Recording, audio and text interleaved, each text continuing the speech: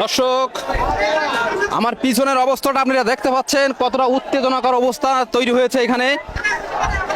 আমার পিছনে এপাশে পুলিশ আছে, বলা চলে অনেকটা জনস্রোত কিন্তু গল্লামারি থেকে ঠেকেছে 0 পয়েন্ট অবধি। চারিদিকে শুধু মানুষের ঢল, মানুষের অধিকারের যে কথা স্লোগানে স্লোগানে সেগুলো উচ্চারিত হচ্ছে। আমার ভাই মরল কেন, পুলিশ তুমি জবাব দাও। আপনারা জানেন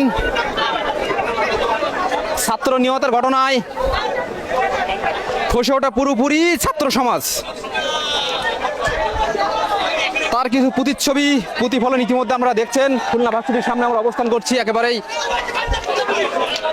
বলা চলে চরম উত্তেজনাকর পরিস্থিতি তৈরি হয়েছে এখানে। দর্শক, ছাত্ররা কিন্তু পুলিশের যে সাজোয়া যানটি আছে সেটি পিছিয়ে নেওয়ার জন্য কিন্তু অনুরোধ করছে।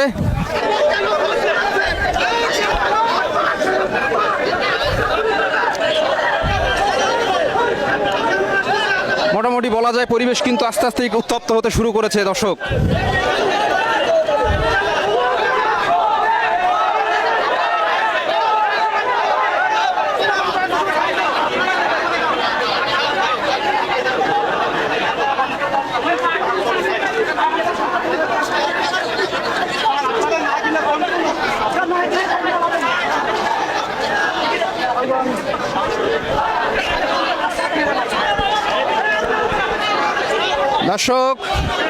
দর্শক এই পাশে একটু গাড়িটা দেখাবেন আপনি। ছাত্ররা কিন্তু এই গাড়িটা সরিয়ে পিছিয়ে নিয়ে যাওয়ার জন্য কিন্তু অনুরোধ করছে এবং এই গাড়িটার জন্য কিন্তু একটা উত্তেজনাকর পরিস্থিতি তৈরি হচ্ছে।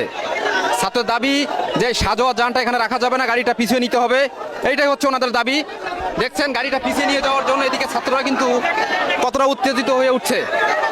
আমি প্রশাসনকে বলবো আপনারা গাড়িটা পিছিয়ে নেবেন, কোনো সহিংস কিছু হোক এটা কারোর কাম্য নয়।